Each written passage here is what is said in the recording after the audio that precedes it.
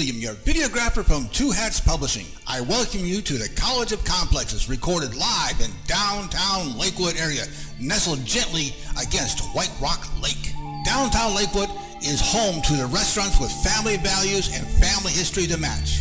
Visit the Mecca Restaurant at the corner of Skillman Avenue and Live Oak and tell them you want your reservation to the next College of Complex class.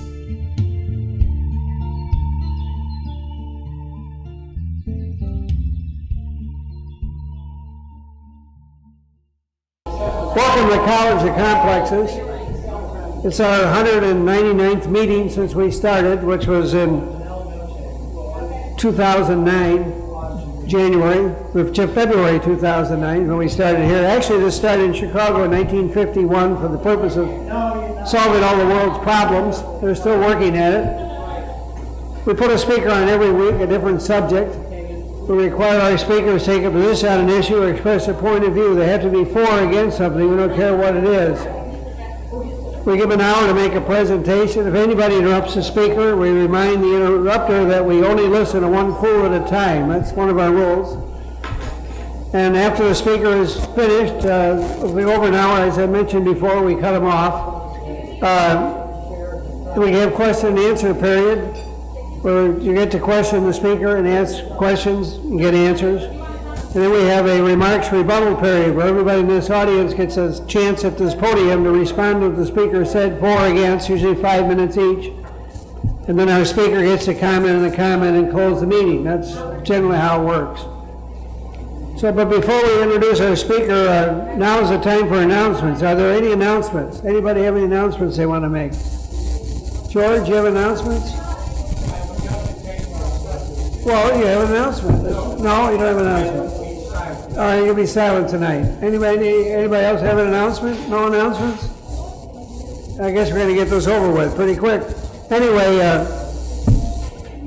just for what it's worth, next week, October 5th, we'll have a meeting of Beyond Law and Legislation, a real-life perspective on unintended pregnancy. It's in your, I hand out these itineraries. They should be on there. I don't want to bore you to tears and read all this stuff. Anyway, Michelle Valentino is going to speak about that, and it ought to be good. On October 12th, we're going to have, was the JFK assassination a mafia hit? That's Jim Gatewood. He's a Dallas historian, and he ought to be good. It's also on there. Again, I don't want to read all this and put you to sleep. So without further ado, I'd like to introduce our speaker tonight. Her name is Rachel Perry. She's a Dallas organizing lead, Enroll America.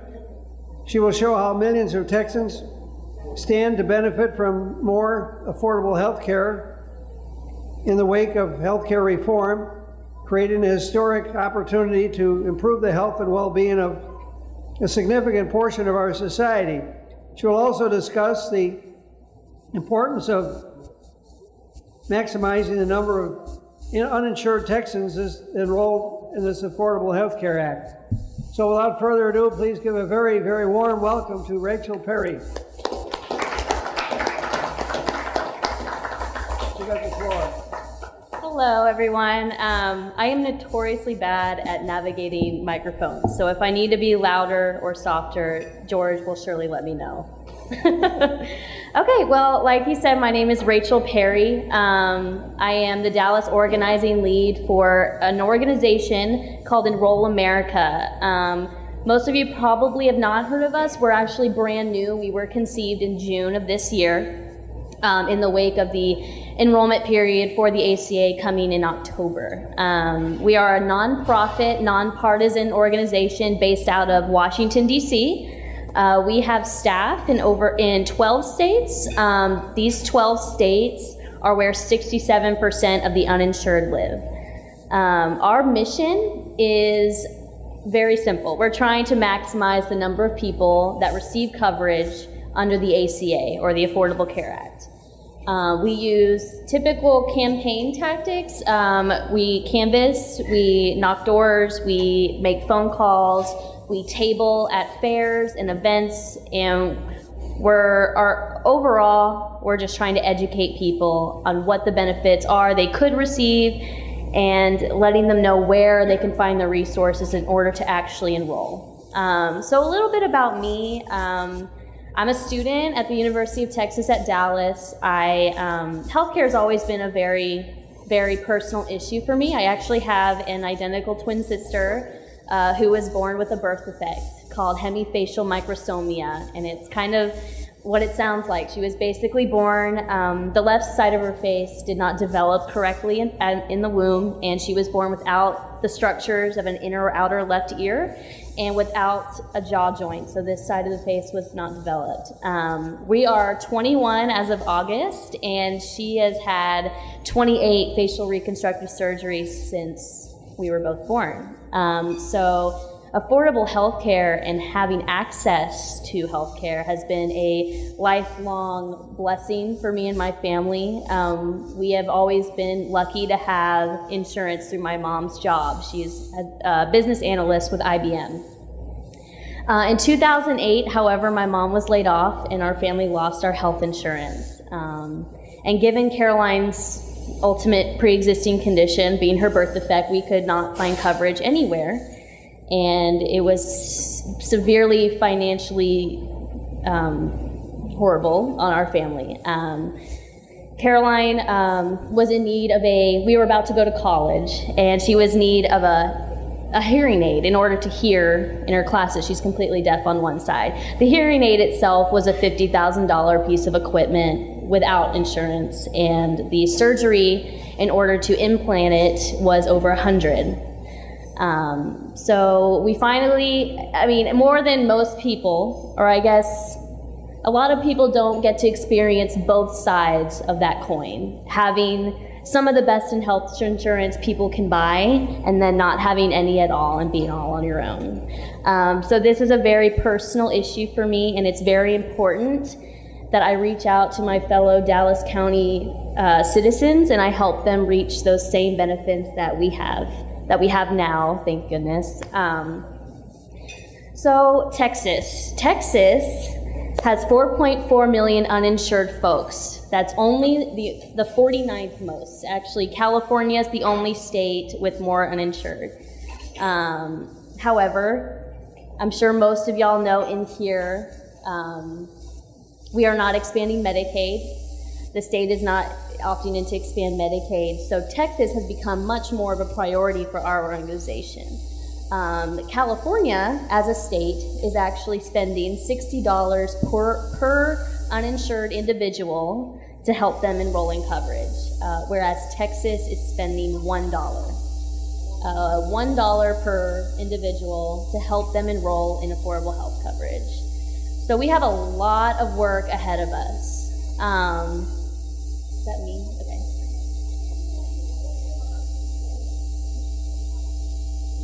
Am I doing it right? Okay, I didn't know if it was me. I need to step back or something. Okay, so where do we start? You've got 4.4 million people. How on earth are you going to talk to that many? Well, if you thought that was a challenge, just think about the fact that 78% of people in Texas don't even know that the affordable health care is a law. Right? They still think it's some arbitrary thing in the news that we're still fighting about in Congress, like everything else, right? But no, it is the law, and the enrollment period starts in 6 days. October 1st, people will be eligible to enroll in coverage. 3 days? I wish it was 6 days away because I wouldn't have to work so hard. 3 days. So what are they enrolling in? Well, there's a lot of misconceptions about what the Affordable Care Act is, especially because it's being referred to as Obamacare, which is a very misleading term. When you enroll in health insurance, okay, how do I do this? This is very complicated. The marketplace. Who's heard the term the marketplace, right? That's what the Affordable Care Act does. It creates the marketplace. The marketplace is not a physical location. It's not a booth somewhere or a doctor's office. It's actually a website. The marketplace is going to be very similar to like an Orbitz or a Travelocity. You know, you put in where you're going, how long you're going to be there. stuff like that, and out pops up all these options. All these different companies meet your needs at this price, okay? Picture that with personal health insurance. It's gonna be that simple. So you type in things that people should have laying around their house. You'll need your name, your income tax, your most current income tax report, your social security number, and how many people are in your household. You press enter on the site, and out will come your healthcare options, ranging from 4 different plans. In the marketplace, there are 4 different plans: bronze, silver, gold, and platinum. Of course, bronze is kind of what we would consider the bare minimum, and then platinum is the best of the best. So you'll be able to see, for the first time, you'll be able to see exactly covering the same thing, what Blue Cross Blue Shield is going to cost, what Humana is going to cost, and what Aetna is going to cost, etc., all in one place. This is going to completely revolutionize how we buy personal health insurance, regardless of your feelings on the law. This is kind of cool. It's really cool. So a little bit about the bronze plan. Under the law, this bronze plan, what we would consider the bare minimum, has to cover 10 essential health benefits. The most notable ones are hospital visits, ER visits, prescriptions, maternity care, all preventative services, rehabilitative services like chiropractor appointments and things like that if you're in an accident, and dental and vision for children. So, these prices are capped at 2% of your income annually. So at 2% of your income annually, you're gonna buy this bronze plan that covers everything I had just mentioned, right? And this subsidy that we all hear about is based on your income. So whether or not you're eligible for a subsidy is something that the navigator or the certified health counselor that is helping you enroll will inform you about. This can either be collected monthly with a smaller premium, or it can be collected at the end of the year on your taxes, on your income tax return. So wow, that was a lot. That was, what was I talking for, 10 minutes, and we still are extremely confused? No, me too. Intelligent ones are fine. Well, when you're talking to people who, you know, just trying to live life, work hourly maybe in a salon, don't really have time to keep up with all of these changes that have been happening with healthcare, it's a lot to consume. It's a lot for someone like me to take the time out to really explain to 4.4 million people. It's a lot. And that message I just gave is being combated on all fronts by the media, by groups just like Enroll America that don't feel that people should enroll in health insurance. They're also combating my message. So the consumer is ultimately just in this big whirlpool of messages, and they don't know which way to turn. And it doesn't help that we're dealing with the federal government here, so it's automatically slow and chaotic process. 3 days until the marketplace is open, and we actually don't know where the office is or who is going to be at these offices for people to actually get help enrolling. I can't tell you that, which is unfortunate. The only thing I can tell you is that magically on October 1st, there will be this website, this marketplace, where people can go enroll, and you can get assistance via phone or in person or online. And then information just comes down the pipe as the government seems fit to get us. And it doesn't help. Who's been watching the news today? I know George has. So you know they're trying to delay Obamacare for a year. So that's going against us as well, because people are like, well, I thought it was delayed, or I heard it was going to be delayed. I heard that the small business mandate was delayed.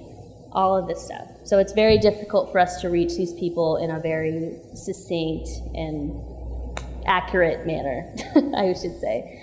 But our tactics are very similar to what maybe a political campaign would use. We're nonpartisan, we are non-political, but we've recognized the incredible grassroots success that has kind of been growing these past couple years with the Obama campaign. Actually, our national field director, my boss, was the Florida field director for the Obama campaign in 2012. So regardless of your feelings of the president, they had a one well-oiled machine as far as grassroots are concerned. His name's John Gilbert. So we've been knocking on doors. We've been recruiting volunteers to make teams in their neighborhood to go out and knock on more doors and make more phone calls simply to inform people about this enrollment period. And being nonpartisan, we don't have a dog in this race necessarily. We don't sell insurance. We don't even encourage one plan over the other. We just want to let you know that this is in existence and it's there to help you if you want it. There's a lot of other organizations that have the same name that is easy to get confused with. We are Enroll America, but you'll probably see a kind of a subsect of us called Get Covered America.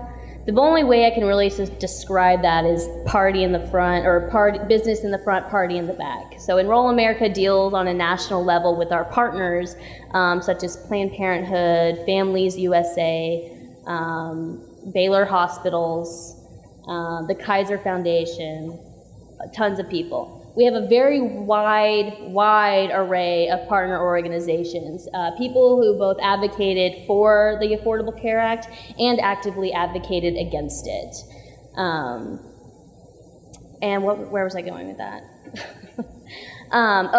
There's another organization on the ground that you may be seeing because they're very well funded called Be Covered, and that is a special enrollment project of Blue Cross Blue Shield.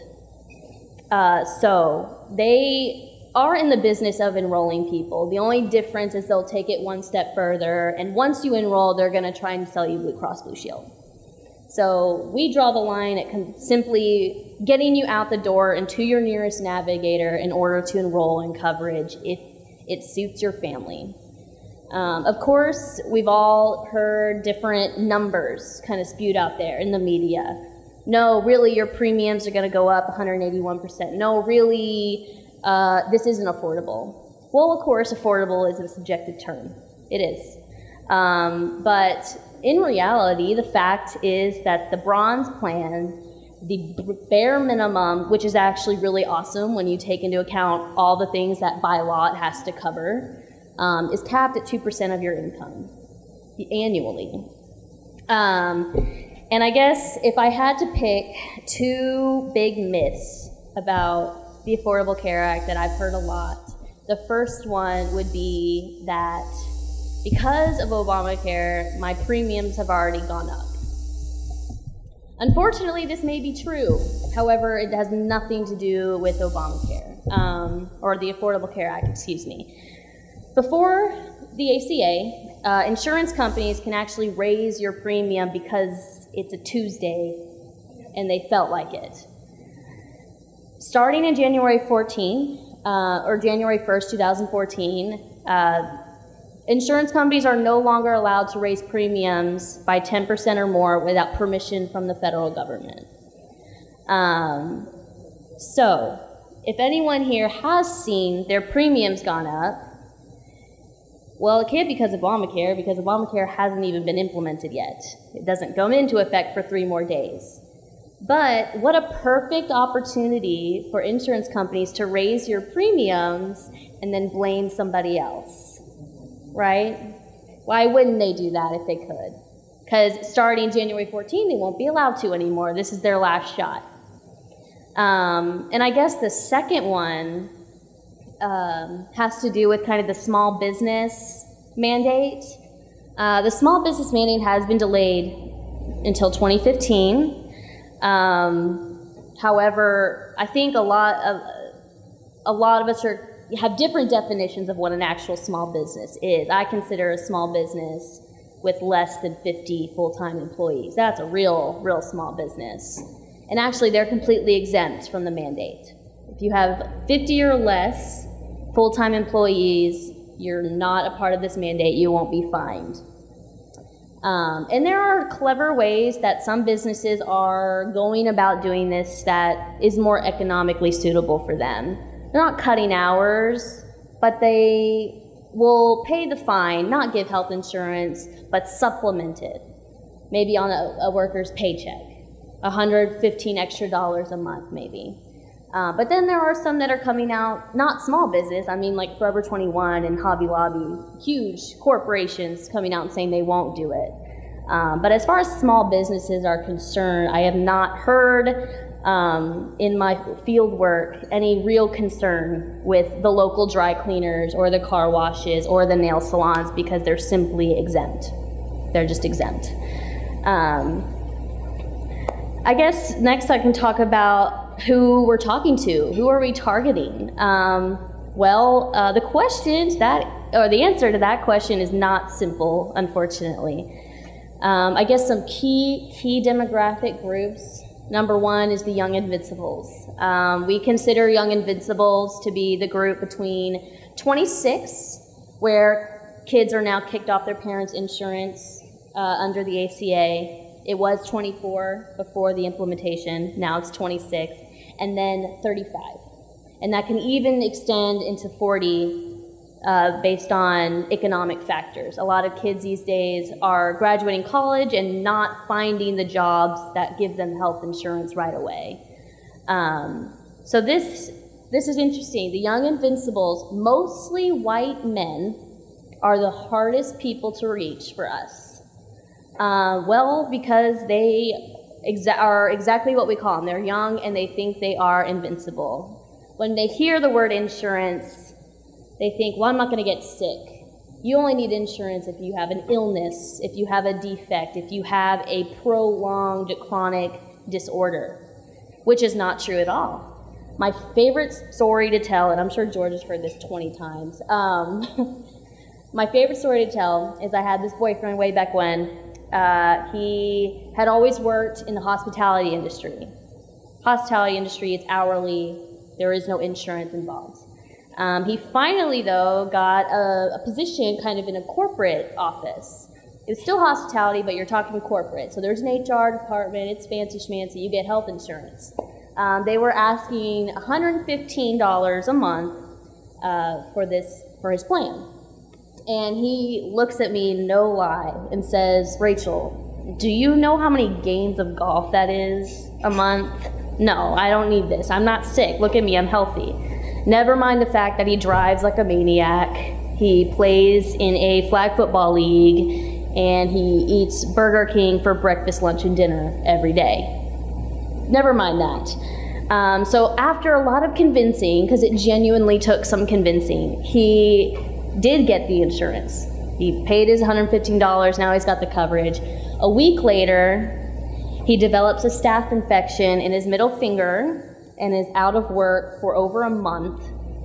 And because I had to just prove him wrong just a little bit further, I went and added up all the costs, both with insurance and without. And without the insurance, this little pesky staph infection would have cost him $2,000 after all the doctor's visits, all of the draining, all of everything. But with insurance, he actually only ended up paying around $600. So, unfortunately, a lot of the times, young invincibles don't realize they need health insurance until something like that happens, until they need it. So, because these are the hardest to reach, what we found is people that fall into that category listen to what we call trusted voices. If Joe Schmo, like me, calls them on their cell phone and says, I'm with Enroll America, I really think you should check out these opportunities with the ACA, they're like, all right, I'll do it, whatever. But if mom or if grandma or if dad calls this young invincible and says, honey, you really need to get health insurance. It's going to be affordable. You know, let's talk about this. After 10 or 15 of those calls, they are more likely to do it. Will they? I don't know, but they're more likely to. So right now, because coverage doesn't kick in until January 1st, people won't actually get to see the benefit of enrolling. So right now is crucial. We need to dwindle that 78% of people who don't know down to 0. And once January 1st comes around and they see what they have and they don't want to give it up, then we're going to see a really big increase in the number of folks that enroll. That's pretty much all I had. Do I go questions? Yeah. Okay.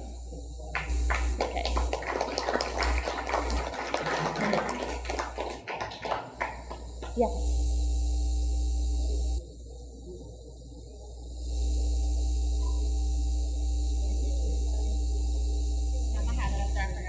Hello. There you go. When your sister had that procedure to put in the hearing aid device that was $100,000 of surgery, how many hours of surgery was that? I believe it was an hour and a half. That's a little bit high in rate. Yeah, it was an hour and a half. That's a big problem in the United States, is that the medical cartel, both of the doctors and certainly of the pharmaceutical industry, are just outrageously powerful and way beyond the limits, in my opinion. Oh, yeah. Hello.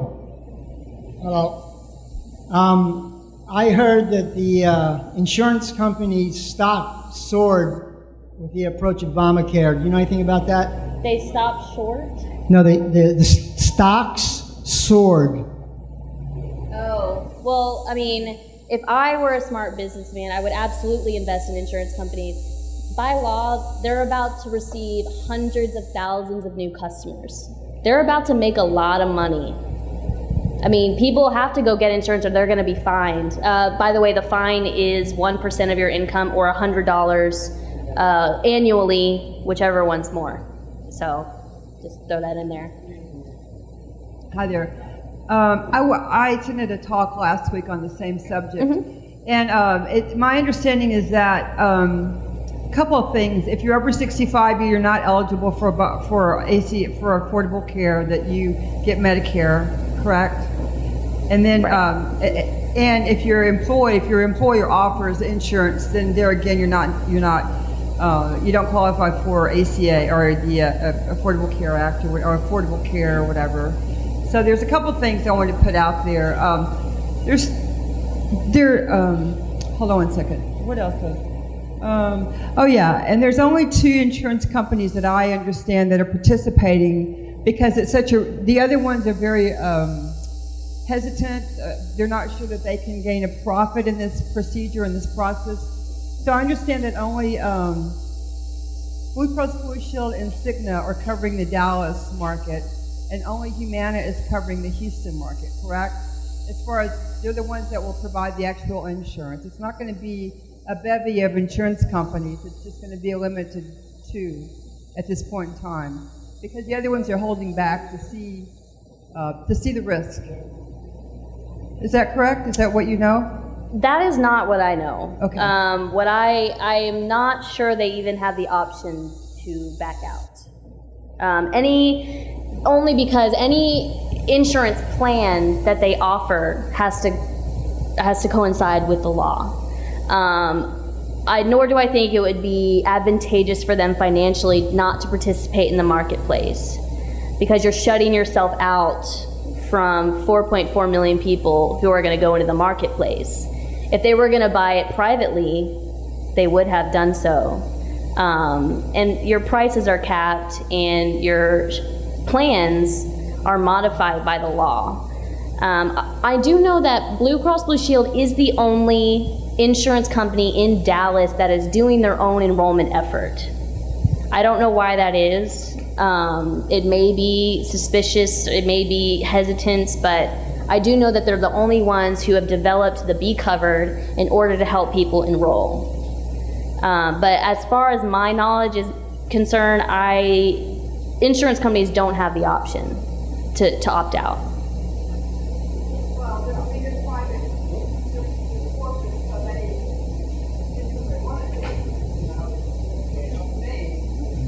I mean, they're individual corporations, so they can run their business the way they want to.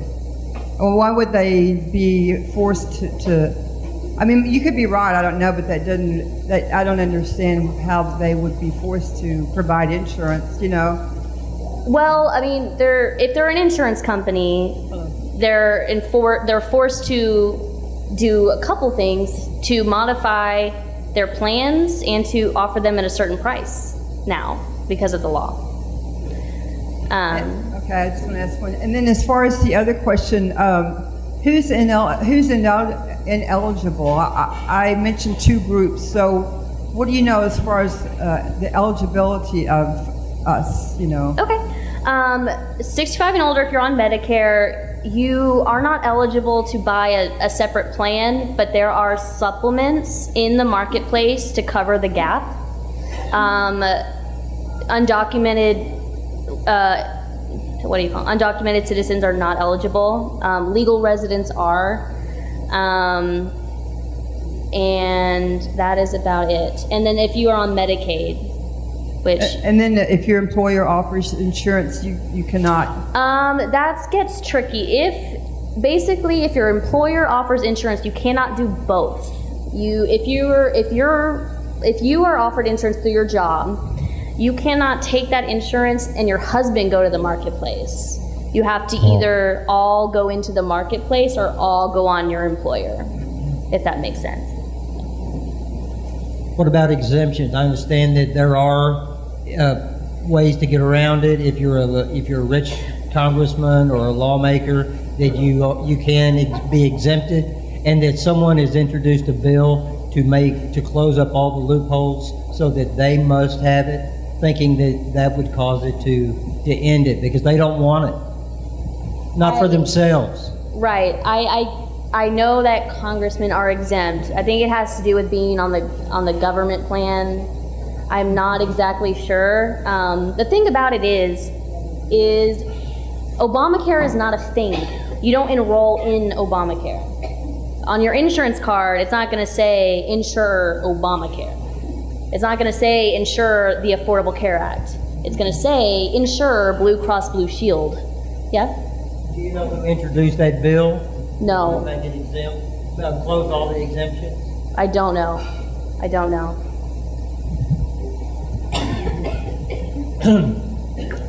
Yeah, now my understanding, Rachel, is that a lot of people think that this is a government plan. It is not, it's the law, but it's a private insurance company is who we're buying it from. It's much like the Swiss have, which is a partnership between government, am I correct on this? Government and the private industry.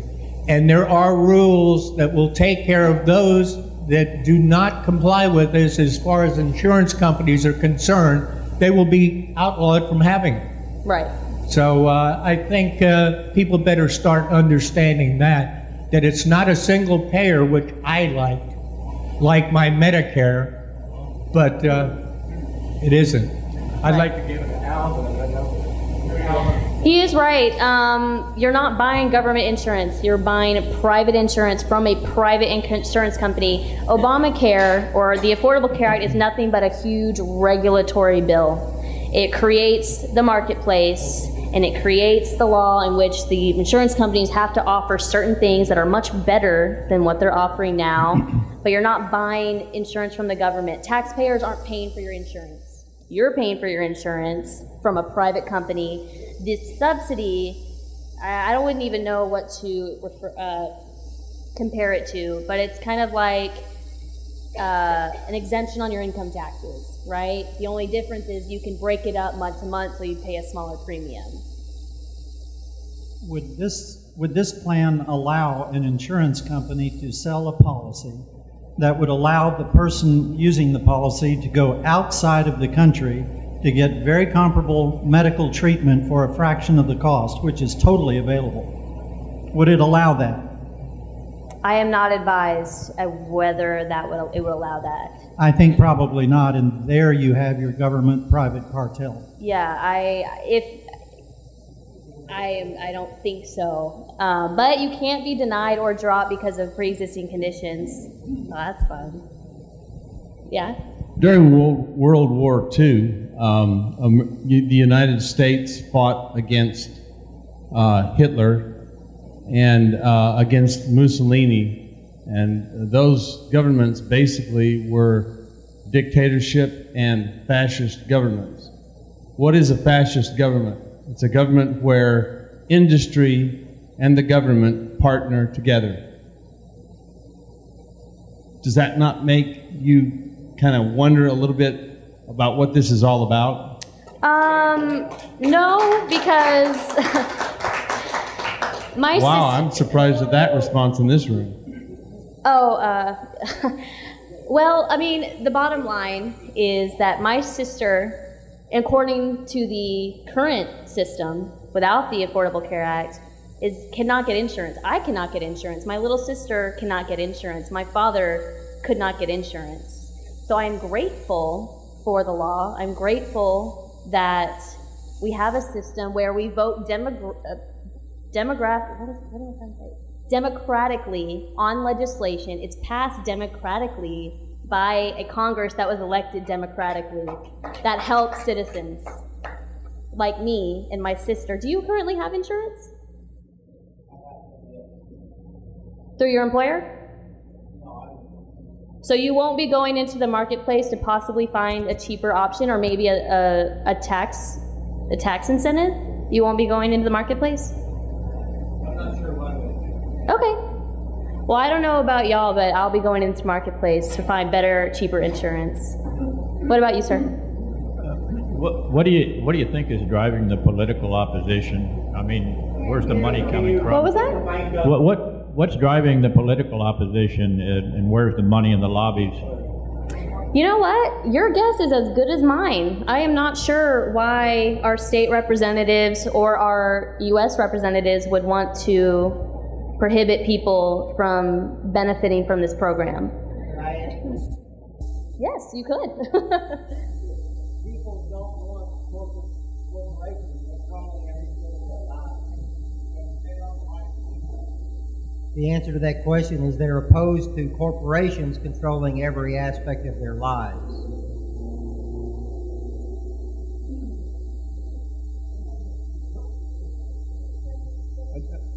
Would you rather the government run the plan rather than corporations? I mean, would this be better for the freedom riders here?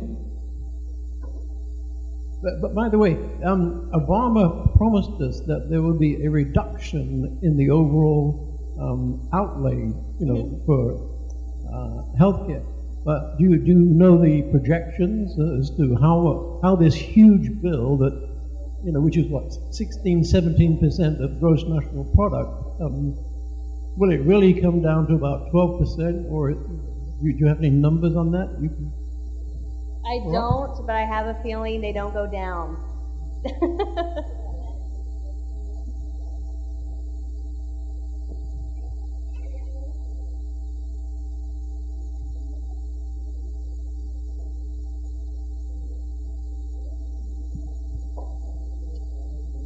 I have a question about your comment about the insurance companies raising the premiums before the 10% cap goes in. Have you seen this is ringing. Have you seen an analysis as to why they are doing that? Do you know why they're raising the rates?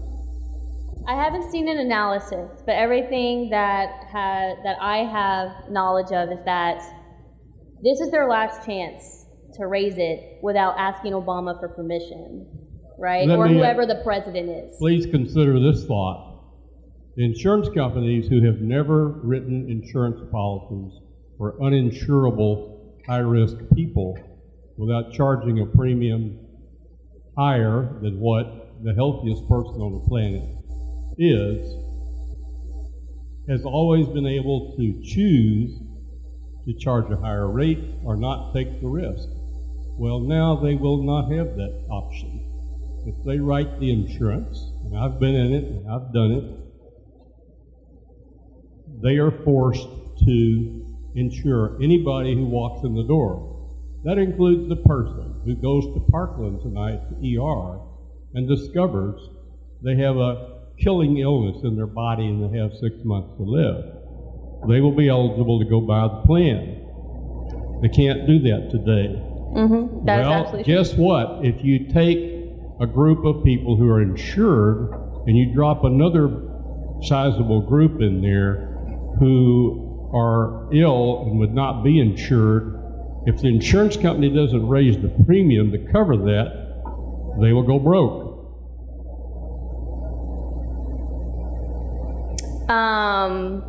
I see no issue with that logic, but they're about to have hundreds of thousands of new customers. I have a good feeling no insurance company will be going broke anytime soon.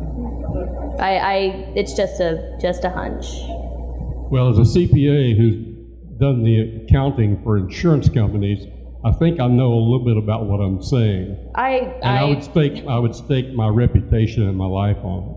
So, I guess, so I have staked my life would on it. rather people like my sister No, not I be didn't insured. say that. I did not say that. Well, it's a lifelong issue, just like cancer. Why is the rate going up?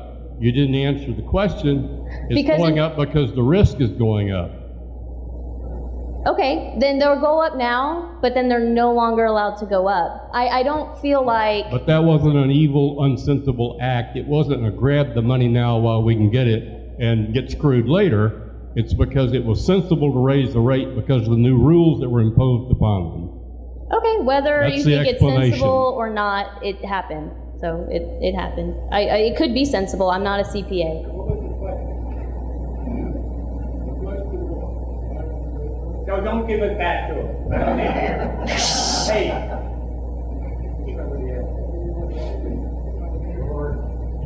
The insurance companies have been raising rates at a double digit every year. So I really think they have I think the insurance companies, since they've been raising rates on an annual basis, double digits for I don't know how long, I think they've got a significant profit margin. They're not going to be going broke anytime soon. I'm just saying.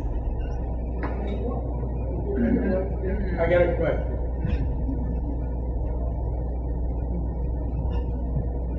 I heard that the insurance companies will be allowed to keep 20% of the premiums, right? What was that? They will be allowed under Obamacare to keep 20% of the premiums. To keep or up to 20%? Yeah. That, no, 80%, huh?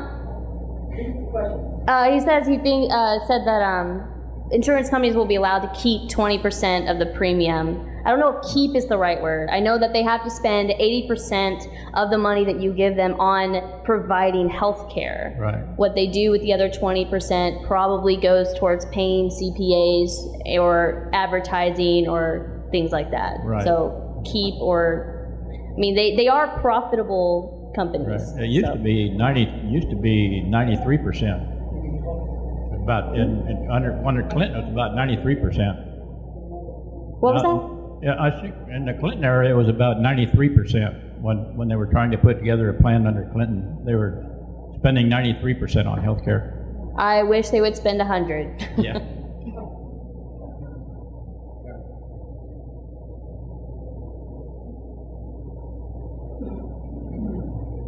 We ran out of questions. Oh, there's one. What most of us don't know is the truth about Libya, and one of those truths is that every citizen got complete medical coverage for any kind of procedure they needed anywhere in the world, room, board, tuition, airfare, and spending money.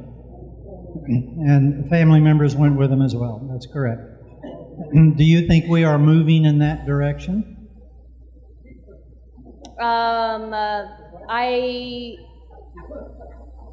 I don't know. I guess only time will tell if we are.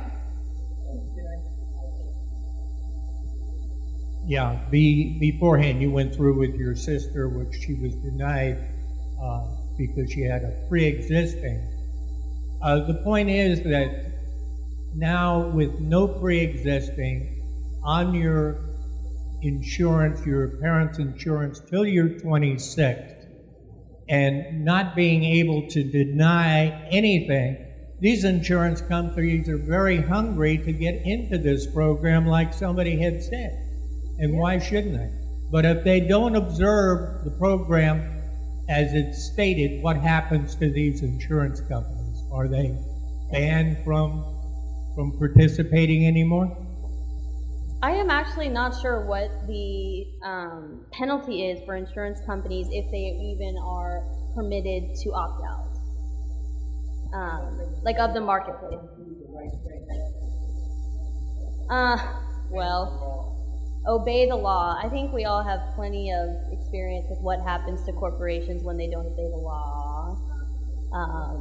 So I guess time will tell on that too. What? That is a corporation, yes. Yeah. Thank you. I understand that the people that are the business that will primarily benefit will be hospitals rather than insurance companies, and the reason being that there's risk involved. If you're forced to take someone with pre-existing condition, then you know what you're getting. It's going to cost. I mean, the profit margin's going to change. So I understand that the profit's not going to be all with the insurance companies, that it's going to be with the hospitals. And that kind of makes sense to me, I mean, initially you think because everyone's forced to have insurance that they would be the ones to benefit, but there's conditions that come with that. So I think there are factors that, that play in. So that's just my understanding. Not a question. Well, yeah, you'll just have not more people go to the hospital. So yeah, they're the ones that are actually going to make the money because they're going to take care of the people that come through the doors or whatever. So.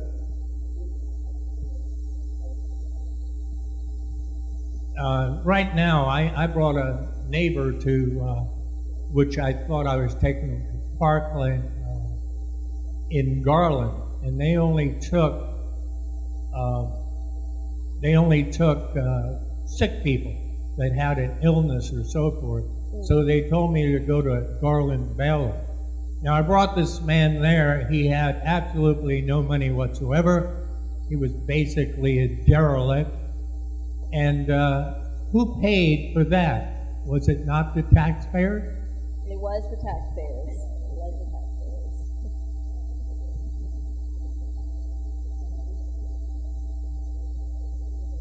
Back on this procedure with your sister, $100,000 for 15 minutes, if you had 10 doctors and nurses and they all got the same amount of money, they would be making something like $100,000 an hour. Now, is there any factor out there addressing the fact that the pharmaceutical industry and the AMA need to be reined in?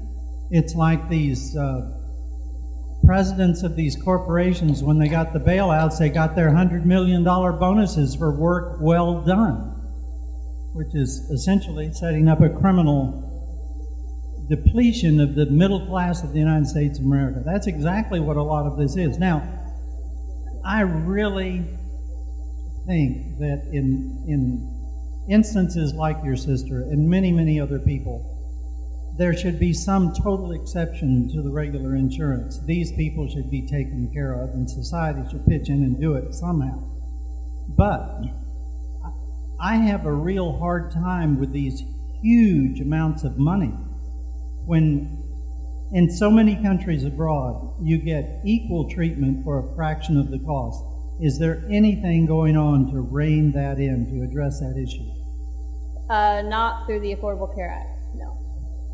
And I'm not aware of any legislation pending now that addresses that issue. Looks like we're ready to question. Is that it for questions? No more questions? All right. Get to sit down.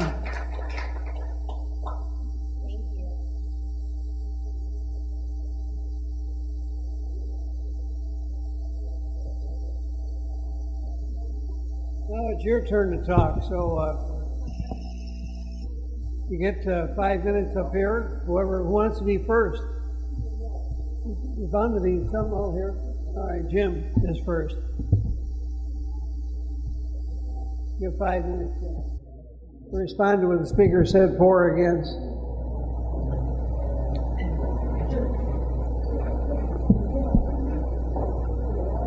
What I want to do is review some of the history which I think has been forgotten about. Both sides will tell you that opposes that this is a bad bill, and they both might be right.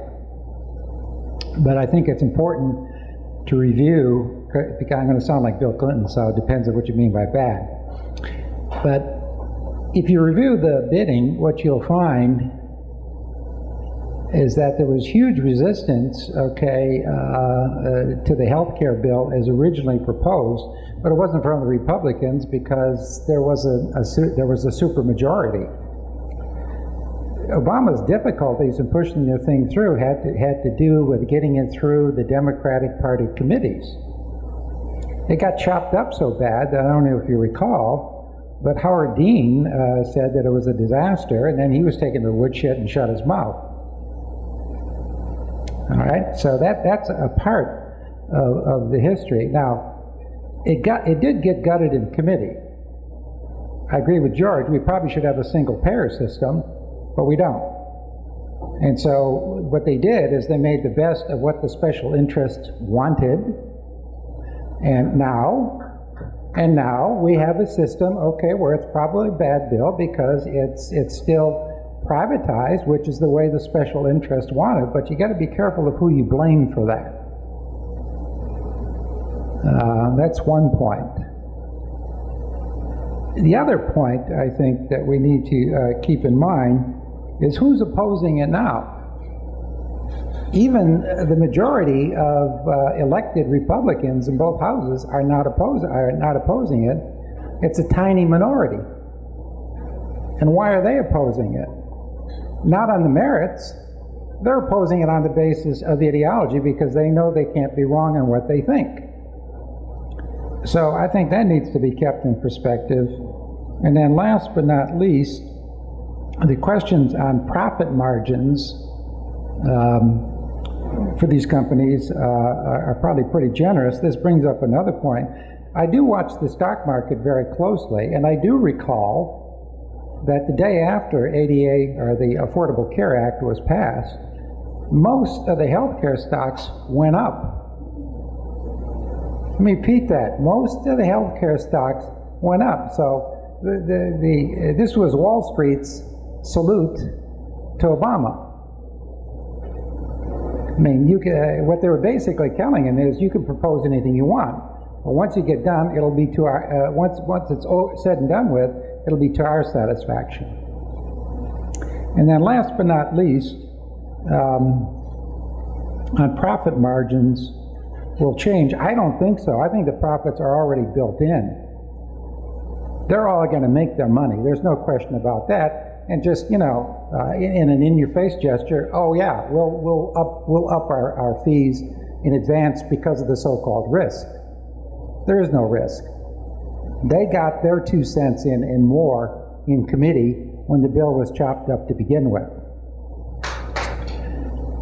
Last but not least, regarding the invincibles, you got to make it a law, and you got to have the invincibles because that's the way group insurance works. Healthy people subsidize those with pre-existing conditions.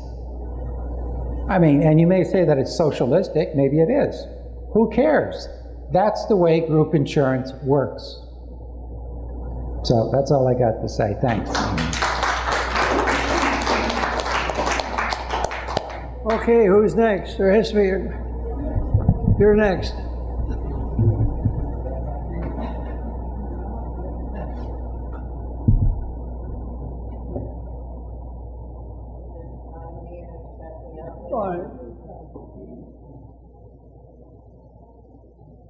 As far as the hi, I'm Elizabeth, everybody.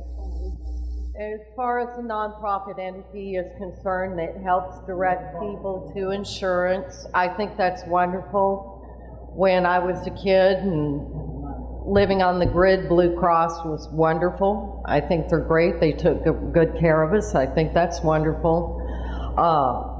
For people that are on the grid who have a lot of money who can buy insurance, I think that's great that there are networks and entities that can steer them to insurance and give them information about the law. But a great big issue that we're having with our synthetic fabricated media is the information about this law. This law is an insurance cartel giveaway. In no means, way, shape, or form does it make health care affordable. If we were going to make health care affordable, and if you've noticed our hospitals and health care are starting to conglomerate into these big corporations, notice nobody's mentioning them. I've talked about smoke and mirrors before. When this law came through the galleys, this is what they call a Christmas tree bill. Everybody hangs things on it. And what we hear in the news, all this parading and gallivanting around, AP refers to it as the President's health care bill, Obamacare. Yes, this is very misleading because you're being diverted from the fact that this is an insurance cartel giveaway. We've talked about ALEC and the power of the corporate lobbies that just kind of roll the bills they write into the floor. Well, there was a backwoods, and I believe she was a congresswoman in Nebraska. Her name was Ignatius, and she was approached by the insurance lobby. She was a Republican congresswoman named Ignatius who wrote in and sponsored, well, the insurance lobby wrote it in, but she sponsored the amendment on the Affordable Care Act's Christmas tree bill to make insurance mandatory from these corporations. A Republican did this. Now, I want you to think about everything you're hearing on Fox News about Obamacare and how they're trying to undo the mandate. Guess what? They're not about to. These guys have stocked the campaign coffers on both sides of the aisle. They really, really have. Now, we had a Democratic lawmaker named Baucus who decided to play havoc with our taxes. So if we were not going to be forcefully coerced into paying this insurance, Baucus went through appropriations and went through the galleys and made sure that we could do it through the Internal Revenue Service. But essentially, as this Christmas tree bill got passed, they lined up at appropriations and started licking their chops, folks, because all this is more tax money to people that are getting bones thrown to them. And we've got to take a look at what we've been distracted from all along. We're looking at the military-industrial complex. We're looking at big pharma. We know that these big medical conglomerates are pretty big. Defense spending is big. We've got all these things that are in Washington. But both sides of the aisle were parties to this. And you're not going to get this on AP. You're not going to get it on Fox. Nobody seems to want to talk about the fact they went and got some backwoods Republican lawmaker to sponsor this. They're not writing this legislation. The industries are. And it was a Democratic lawmaker that went to get this on our taxes. And essentially, this is just more tax money coming in from the poorest of people in America. When you talk about a percentage of your budget, my food budget is $18 a month. I don't even live on the grid anymore. And I look at this baloney on the news and I'm like, find me for tax evasion for not buying insurance. Are you people out of your mind? They did not directly criminalize poverty. It's just more of a mass sociopathy, in my opinion, because they are working with industry. And it is just kind of a side effect of it that poverty and the poor are going to be criminalized through this. If health care was affordable, they would be going after these conglomerate corporations and the cost of health care. And they're not. They are giving away money to cartel by any means necessary if they have to get 38 to 45 million people for tax evasion. So we've got both sides of the aisle on this, and there are a lot of myths on this, and you're not going to hear it on the news. I recommend you turn that baloney off and start reading your legislation. Thank you.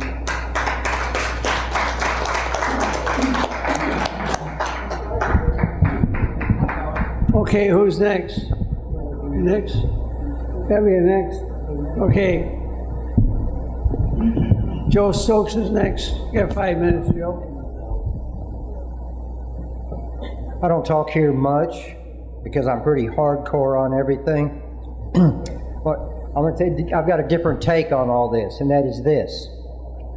Our foods are genetically modified, our water is fluoridated, it's loaded with chemicals and pesticides and pharmaceutical drugs from people's body running into it.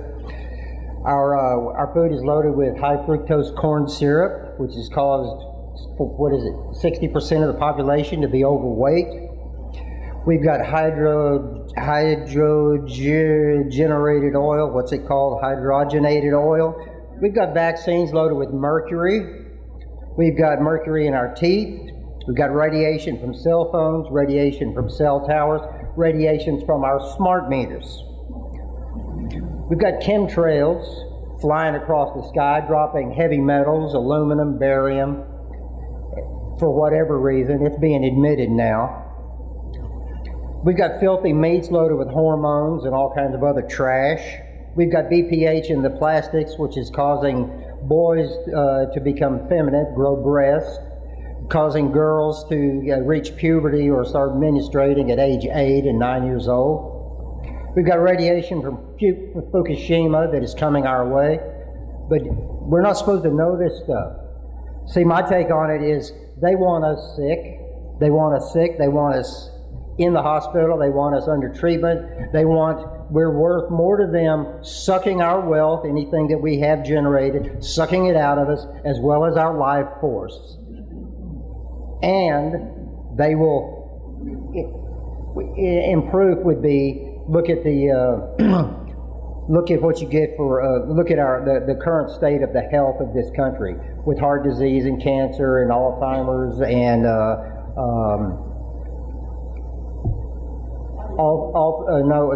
the one where autism, diabetes, everything is skyrocketing. And it's the environmental things here that is happening. It's our environment. If they wanted us well, if they really wanted to deal with the wellness of the nation, the wellness of the people, these issues would be addressed, but these are hidden. You're not supposed to know. You kind of go about and say, oh yeah, if we're sick, we need this, some kind of health care. What they're doing is, in exchange for the sickness they're giving us, they're making us, they're going to provide this little way to cover it and take care of us. And what it is a control mechanism. They've got everything on us. This is going to be managed by the Internal Revenue Service. Is that correct? Who's going to manage this whole thing? It's Health and Human Services and the Internal Revenue Service. It's all connected. And if anybody wants to doubt any of these things that I've said, the harmfulness of vaccines or the GMOs, do some homework. Look into it. Look at what's really going on. You're not going to get this on your TV set. You're going to have to get away from your TV. And that's all I've got to say.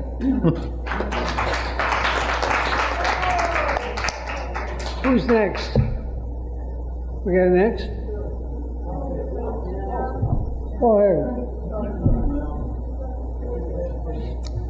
John Beasley's next. You got 5 minutes, John. It's very interesting. I grew up in a country in England that did have a single payer system, and also a single-payer educational system, and excellent it was, certainly for me.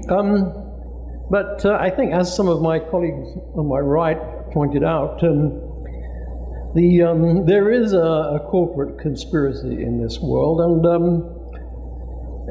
they really, and as I said before, strange to say, it's a cartel system. It is not a capitalist system. In a capitalist system, you have a free market and you have many, many players. But the other essential thing is that both parties in the transaction, the provider and the acceptor, have the same amount of knowledge. Well, in healthcare, that is certainly not the case. You go to a doctor, he's the expert. I mean, what do you know about, hemoglobin count and everything else? So it's an unfair transaction, but one that everyone needs. So naturally, in this cartel world we have, there's big money to be made, and it's no surprise that Washington has been bought off, because big money has bought them off on everything. Now, the question is, what does the public know about this? Do they care about this? Well, here we are. Now, what I can say in favor of the Affordable Care Act, at least several, like 50-odd million people will be getting some insurance. I mean, the sin of people with pre-existing conditions not being able to get, that's just plain immoral. And a very, somebody I know quite well has just died recently, had diabetes, could not get insurance, basically couldn't afford anything, couldn't really work, couldn't get Social Security, basically died. Now, if you really live in a country that doesn't care about people, that think the only thing is rising stocks on Wall Street, that's the measure of how you think the country runs, that's great, if that's your standard. But really, truly speaking, and I've said this many, many times, this country has got to maximize the potential of its people in education and healthcare. It's just as simple as that. The resources have been played out. Now, I regard this bill as the Affordable Care Act is widely flawed. Yes, I guess Obama had to get somebody to buy into it, so he got the corporations. Well, that's the way things work in Washington. It's better than nothing, but whether we will truly get to a single-payer system, which is much more cost-effective than this mess. I mean, basically, America is paying about 17% of its GDP in healthcare costs. In England, it's about 7 or 8%. It's about half that. And these absurd monies that you hear, like $100,000 for your sister's operation, that's absurd, totally absurd. But that's what you get. Anyway, but the other thing to note, of course, is I think the highest paid person in America in 2012 was the head of United Healthcare, over $100,000 a year. Now, I'm sure, basically speaking, with that sort of money, he must be a total genius. I'd love to pick his brains. Bye.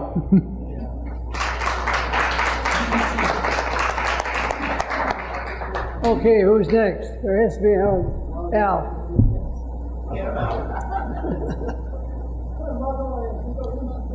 Well, I thank you for that presentation. I thought it was very good, and I commend you for the effort you have put in.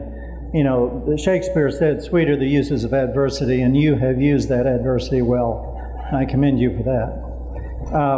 When I see this issue, particularly with instances like her sister, I find this awful thing happening inside of me. I almost feel slightly like a socialist.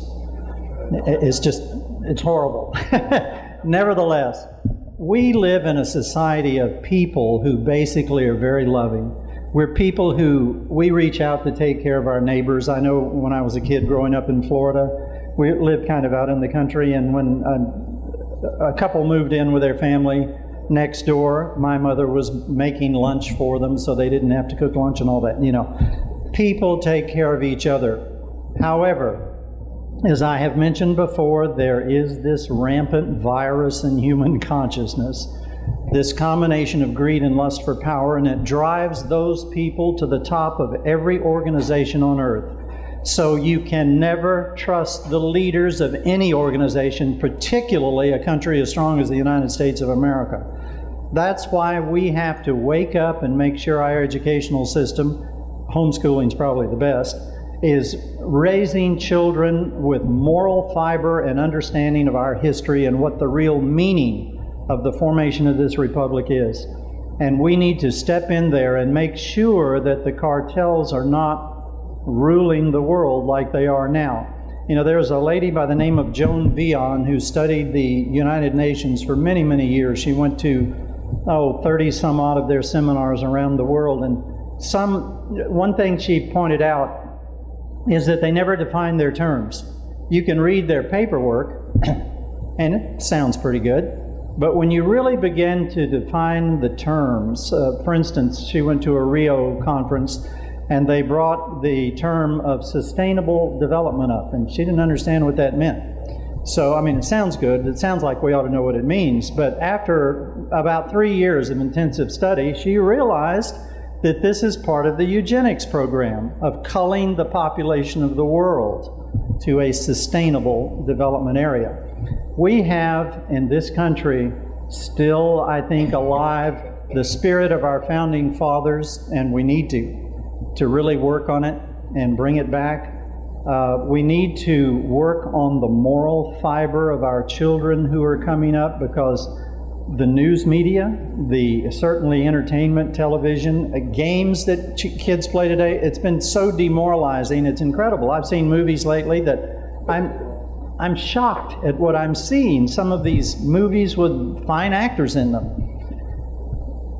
This kind of an act, if in the hands of the cartel, is exactly what has been mentioned. It is another way to suck the money out of the people. We can't let it be that. We need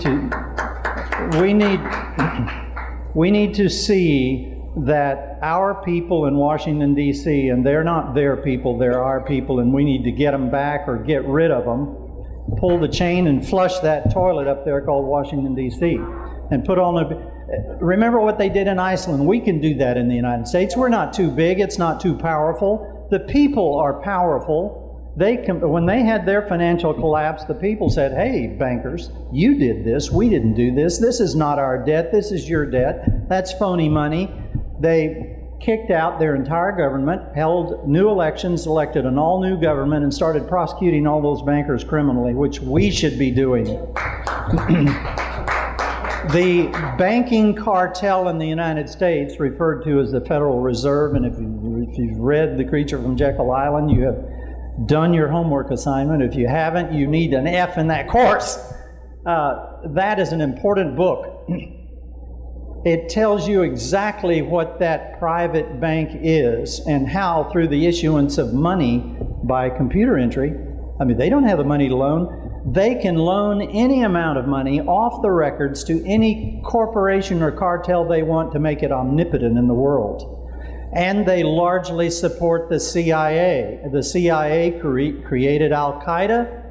Al-Qaeda is still, I don't care what you believe, Al-Qaeda is an arm of the CIA, always has been, always will be, and everything they do is being done by the American government through Al-Qaeda, through the CIA.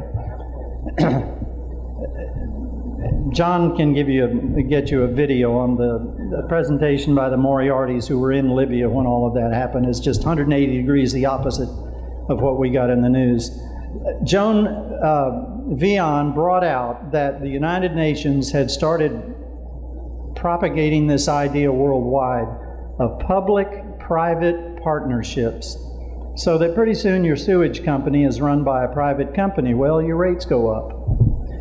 Your light companies are all private. Your rates go up. They've been doing this to everything. Right now, we've got a Spanish contracting company building that toll road right down the middle of 635. And that company is going to own that toll road, and the estimates are that the cost of the tolls to go down that road will be about the equivalent of $15 a gallon for gasoline. And the King of Spain owns a lot of that company. That's what our people like Perry, not related to you, I hope, great, like Perry are doing, because he was behind this. He was behind the Trans-Texas corridor that was going to split the United States, seed a 5-mile wide strip all the way up to Canada to foreign nations. So the United States would be 2 separate pieces of land, 4 separate pieces of land, Alaska and Hawaii. We need to watch our government and wake up. And yes, every issue like this, there are issues in both directions, because it's set up to make us distracted from what the big picture is. We need health care for everybody. We need a safety net for all the people like your sister who have problems that the love of humanity needs to solve for them, and we can do that. And if we can get our country back from the cartels and start rebuilding the middle class, getting rid of laws like NAFTA, bringing manufacturing back to the United States, and building the fine middle class of many, many people who are abundantly wealthy compared to the entire history of the world, we can do that, and we need to do that. In the meantime, I don't know how to answer this healthcare problem, because there is that part in me that reaches out to the people. I mean, animals too. I love animals. I'd do anything for animals as well. People need help. Also, the world does not need the cartels and does not need $100 million bonuses to these criminals.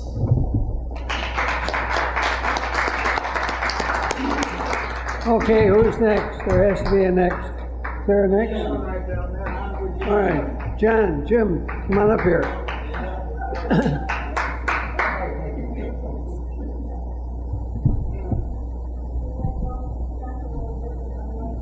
5 minutes. Well, we have an hour to close out. I'll cut it 4 minutes short.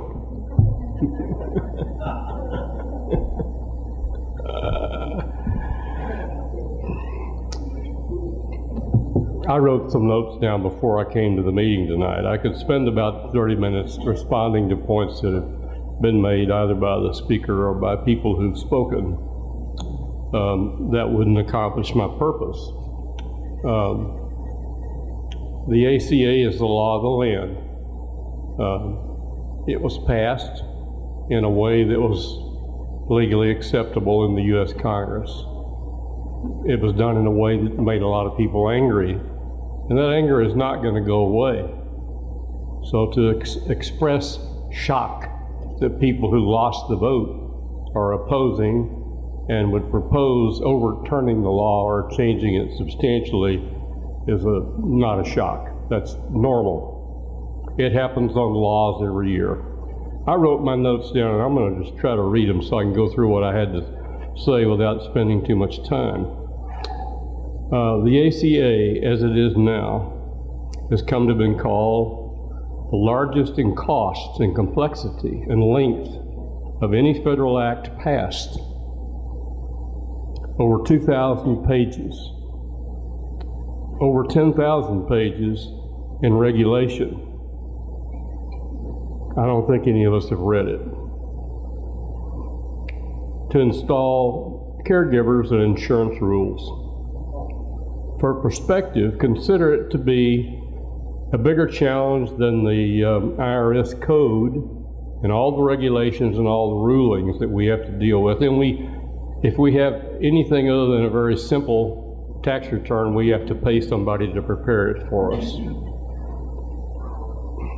We were told as the campaign for the act was going on that there were about 30 million uninsured people in the United States, and this initial plan, which would be later added to and changed, would cover about 20 million of those. I read 2 reports on the internet this week that said it looks like initial participation might be more like 10 million. Nobody knows. Those are all guesstimates.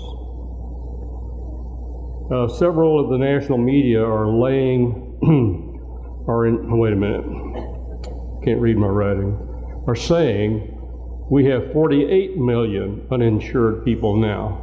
That's what they're coming up with in several different reports. That's in a population of 310 million. That's about 15%. For something as large as this, taking control of 15% of the U.S. economy and population, and anticipating this law changing, it looks awfully risky to try to get it all in place at one time. We've never done anything of this magnitude.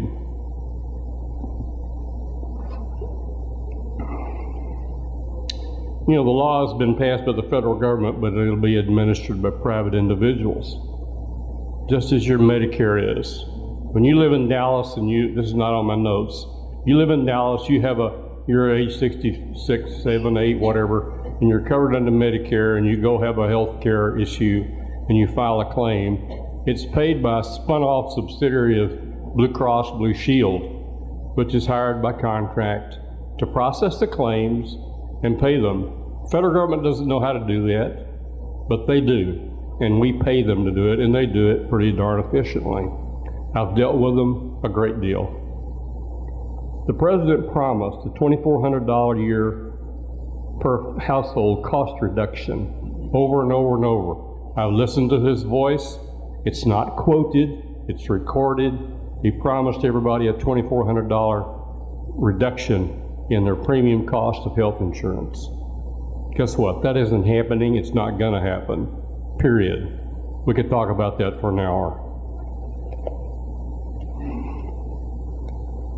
I mentioned that insurance companies are raising the premiums because they're going to have to cover people who've not had health insurance coverage because they're uninsurable. If we choose as a culture to say consciously, we are all willing to pay a higher premium for our health insurance so that our sick neighbor can go get insurance, I have no problem with that at all. But we haven't really been told that. Honesty is lacking. Disclosure is lacking. The big point is, government actuaries say that the numbers presented to sell the act to the Democratic Party Congress, who all voted for it, were wrong. The premium is not going to go down $2,400. It's going to go up. I have read multiple reports, probably 30 of them in the last 2 weeks, on plans that are coming out. Those premiums are scattered all over the universe. You can't make any sense out of them. Every state is different. It's a state by state by state. It's not nationally set. You live in Massachusetts, you're going to pay a different premium than when you live in Nevada. You have 4 plans to choose. The copay is either 60, 70, 80, or 90. The copay on Medicare is 80%. You have a $1,000 claim, they pay $800. You can choose, and the examples given by our speaker tonight, which are typical in most of the articles promoting the plan, are coming out of the lowest pay. That does minimize the premium. If you're going to get a lower payment, you pay a lower premium. There's nothing weird or strange about that. Americans don't want this. The surveys before the act was passed did not generate acceptance on the part of the U.S. public. They've never been able to get a 50% plus of the population saying we want this. It has not gone up. It's seesawed around, but it's mostly gone down. They have failed to get public acceptance. This is my philosophical statement about that. This is a representative democratic republic, and our elected, paid representatives should represent our wishes inside the boundaries of the Constitution. If it's constitutional, then they should be doing it. What we tell them to do, they come home and they campaign. You all hear them. I don't care whether they're Republicans or Democrats or Libertarians or Independents or blah blahs. I don't care. If they want to go back and call themselves a Tory, that's fine. But they lobby on what they think will buy my vote, your vote, and they get voted in. They get in the middle of the bell-shaped curve and say, we're normal. We're normal Republicans. We're normal Democrats. Vote us into office. We'll take care of you. And then they go to Washington and they separate and they go to opposite poles. Those bozos up there can't even talk to each other civilly anymore. They don't represent me. I don't manage my personal affairs that way, and I don't want my affairs managed that way for me in Washington, D.C. I can be pretty strong in my statements, and I'm not ignorant about this subject. As a CPA who worked in insurance companies and had insurance companies as my client and have done work with Medicare, one of my clients was the biggest union group insurance carrier in the United States. So I've seen it from a labor standpoint. I do understand it. That doesn't mean I know everything about it. That doesn't mean there's no bias in my viewpoint, but I do understand it. And the fact is, as our speaker said very appropriately and accurately tonight, most people don't know. They have not bothered to look into the issue.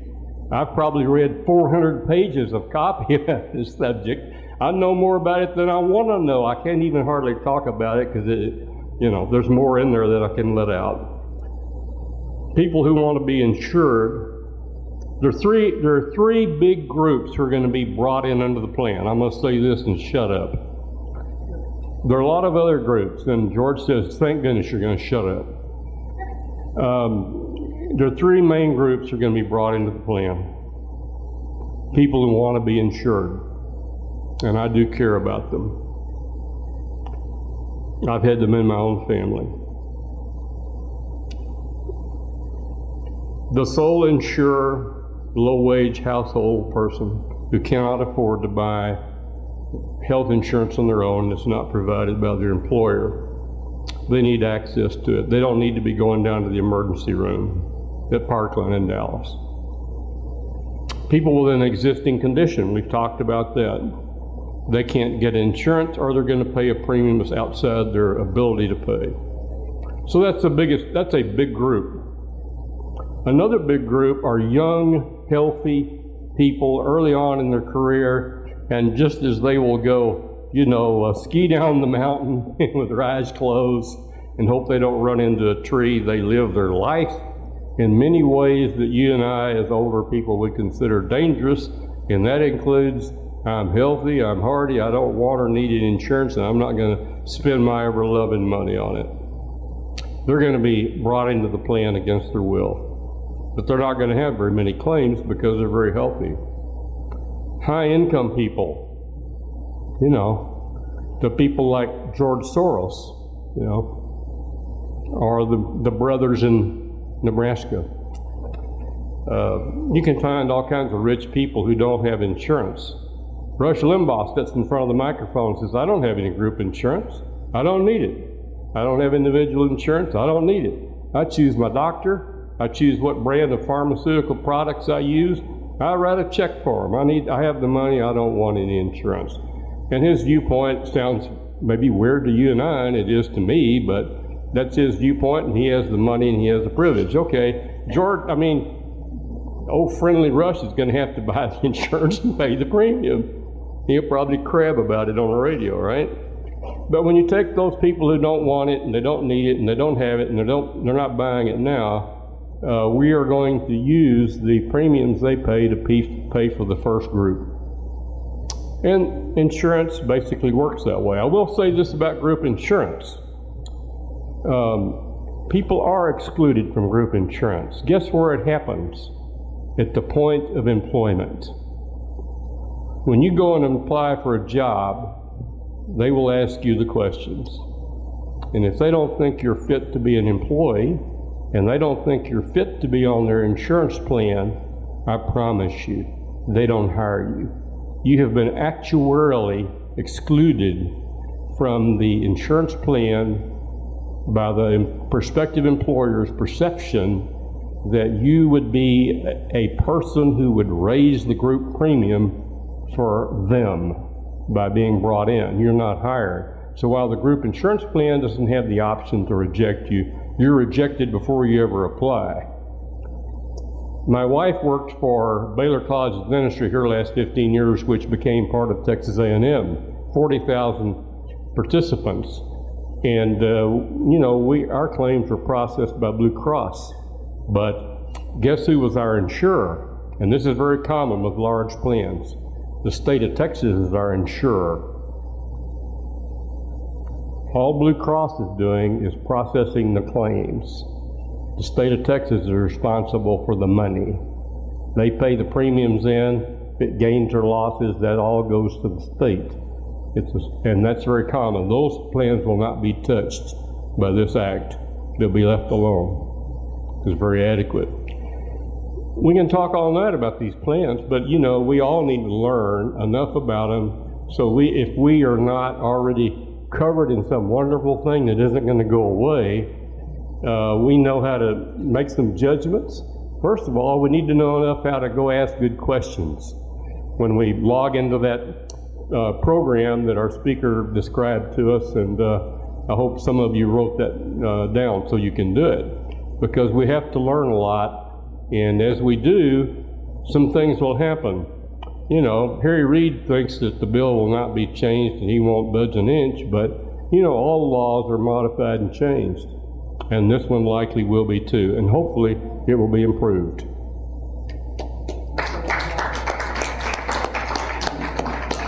Okay, who's next? George? All right, George Nolan's next.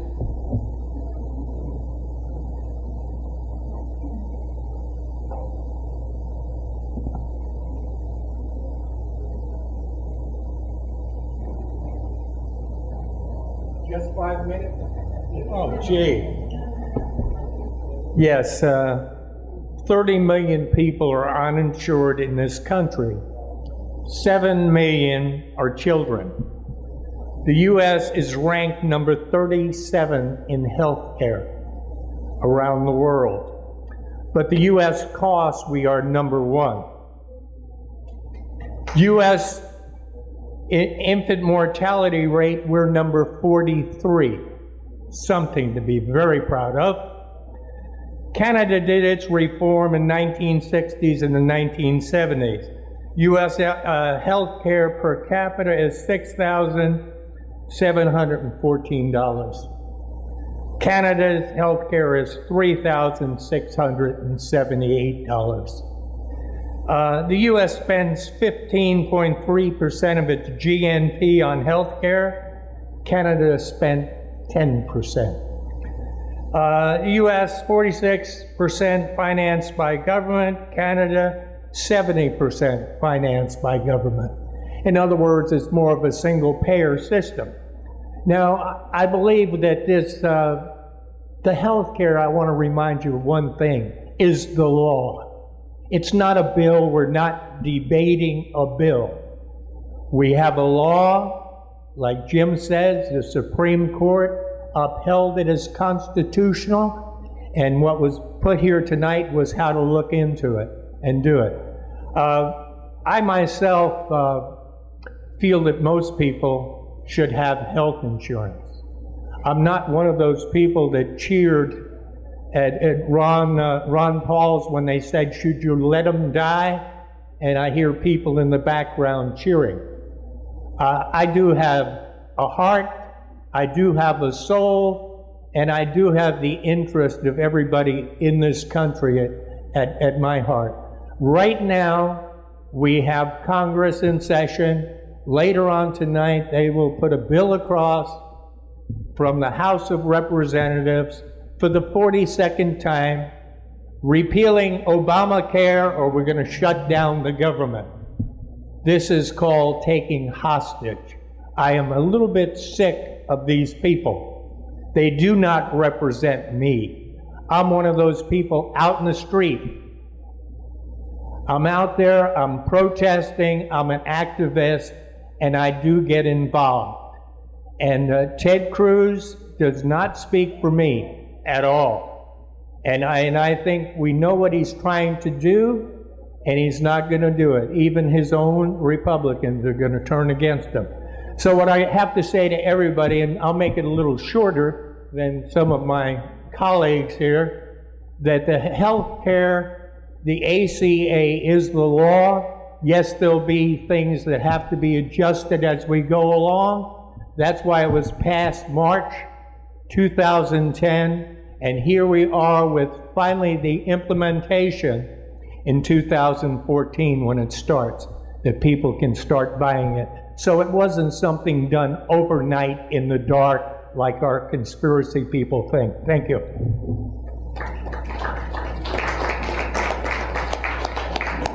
Okay, Ray, you're next.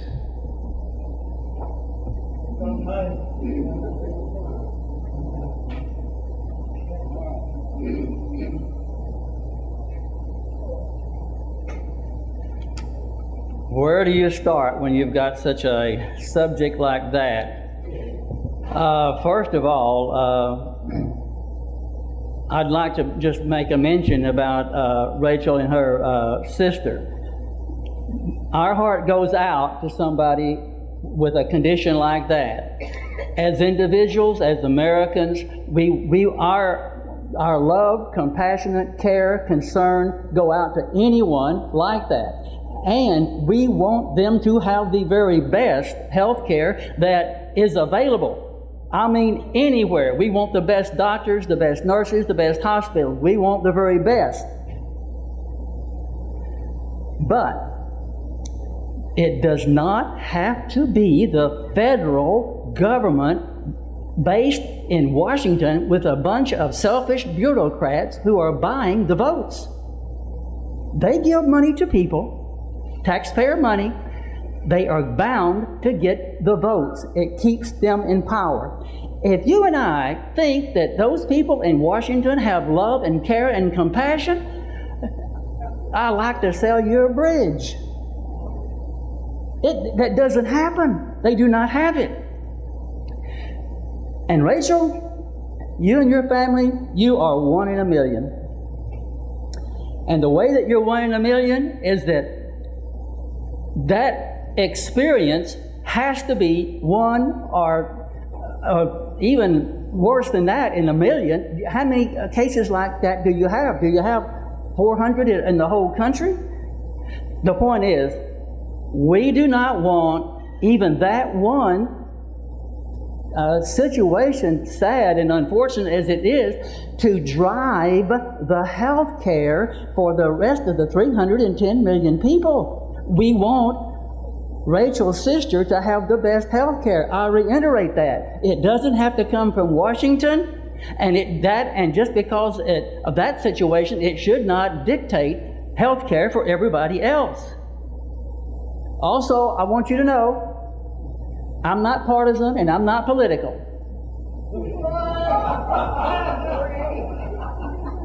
You don't lie. I do not lie. I do not lie. That is tongue-in-cheek, and everybody here knows it. Now, one statement that was made was somebody said that the insurance companies, if they keep on having to be forced, that's the good word now, forced into taking everybody with preconditions and all, those insurance companies are going to go broke. And the response was, that's not an issue with me. It's all right if the insurance companies go broke.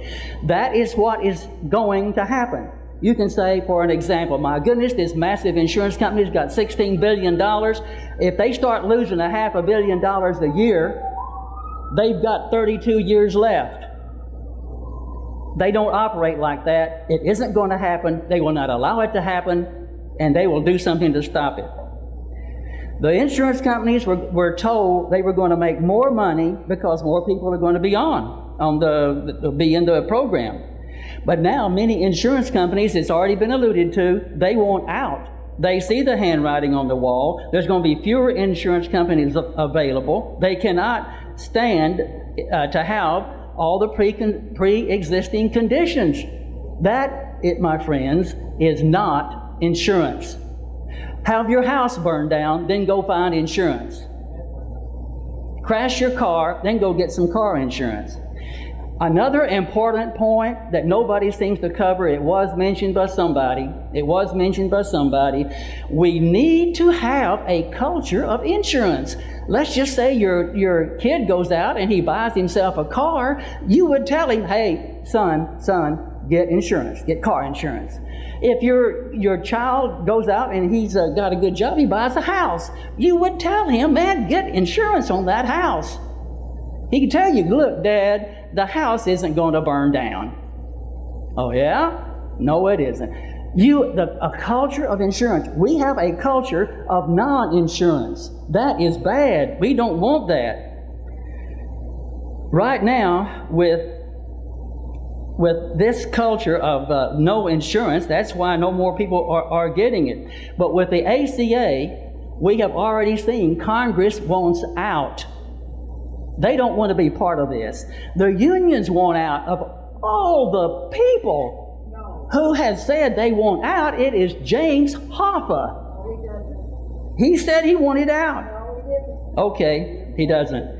But big corporations want out. And now then, most Americans want out of this. One last thing. When government controls our health care, it has power to decide whether you live or die. So when we have government-controlled health care, my friends, do you realize they will control our very lives? Did you drink some nasty high fructose corn syrup drink tonight? That's bad for your health. You think that's crazy? That's happened in New York. That Mayor Bloomberg says you will not be able to buy any more than, I think it's a 16-ounce cup of drinks. That's outrageous. What happened to freedom? Is that America when they can dictate you better not drink any more than 16 ounces? The federal government will do that. Do you happen to eat food that isn't healthy? Do you have risky behavior? Are you going to leave here tonight on a motorcycle? Good grief, do you go in the wintertime and you go skiing? You do drugs? Hey, you're not exercising enough. No more sodas? Uh-oh, some of that stuff is too salty. Do you understand how much control the federal government will have when they get socialized medicine? Now, one last comment. I remember reading a book about the Gateway Arch in St. Louis. You know what an arch is? An arch. That part right up there, right in the middle, that is the keystone. The keystone. That's the final one. When they put that arch, when they put that keystone into the Gateway Arch, it was an incredible story. Are you listening? Socialized medicine is the keystone of the arch of the socialist state. Vladimir Lenin.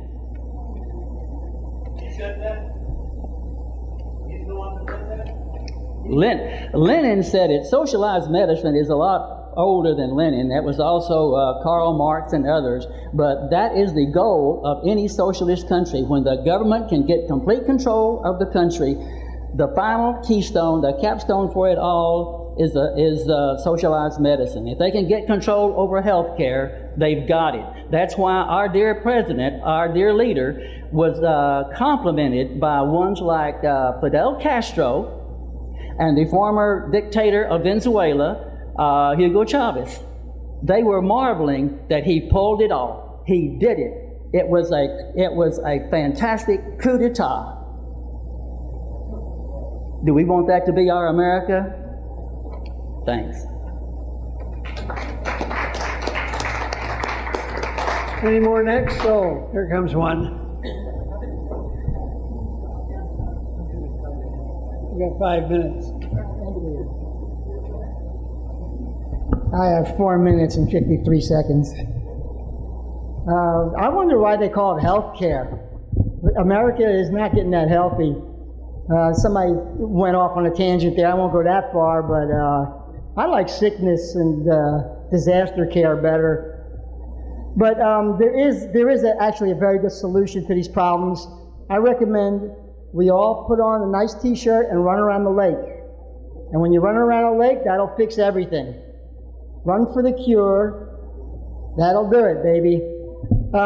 This $100,000 an hour, that's pretty good. I think that is part of the problem. The lady here said the hospitals are going to make a lot of money. They will. I think they are pretty much in bed with the insurance. They're like this. Is George still here? Yeah, he's still here. I don't have insurance, so I guess I'm a criminal. But anyway, so I recommend you run around the lake at least once, and that'll fix the health of the country. And wear a pink ribbon, and so forth. Everything will be fine. And we really don't need a constitution because it's open to interpretation. Right.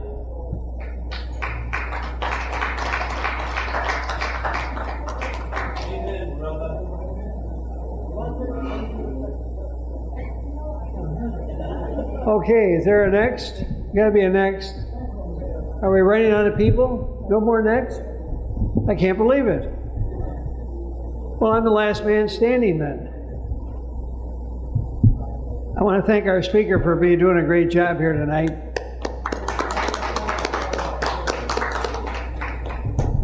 This is quite a subject. It's not easy to present, and I suppose part of the reason is that they haven't implemented all of the health care until now. And because of the implementation, it creates doubt in people's minds, so then we get all this conflating of ideas of what has to be done and what shouldn't be done, what can't be done. My only response is that I think that the best system probably is a single payer, but we didn't get that. We got this health care that we have, which is the most expensive in the world, but it's better than none at all. And we better adopt, and it's passed in Congress, and it's in effect. And if we don't go through with it, there's something wrong with us, because it's better than not having it at all, because not having it all, we'd be back to where we were with higher costs and much worse off than we were. And as far as control of the government, we are the government, if you think about it. We're the ones that elect the people that are there, and we decide who goes and who doesn't. And even though at the present time we get the best Congress money can buy, because corporations own them just about, and they go to their bidding, and that's one of the problems we have. We have to address that. Maybe down the road we'll change that. We'll have Congress act in its own self-interest to maybe instruct the Federal Communications Commission to require the media provide sufficient free airtime for federal candidates in general elections to air their views. That would take the money out of elections, and that would make them represent the people instead of representing the people that are buying their vote in Washington. But that's another issue altogether. We get the best health care we could possibly get in Congress. We should live with it and go on with it, and that's my view. Anyway, I'd like our speaker to get to comment on the comment now and close the meeting.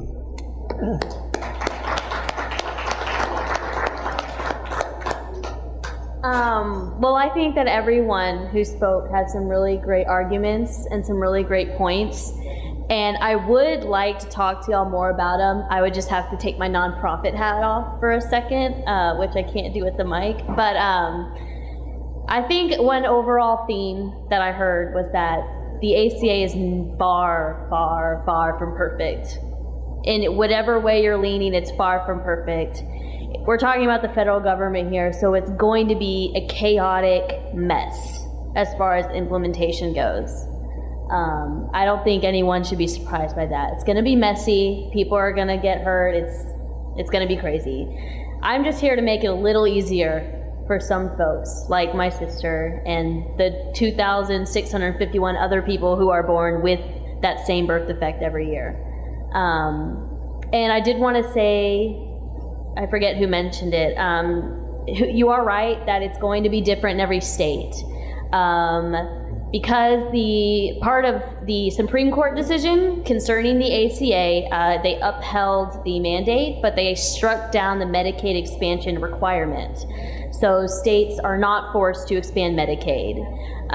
So we're going to look a lot different from a lot of states because we don't have a state-federal partnership.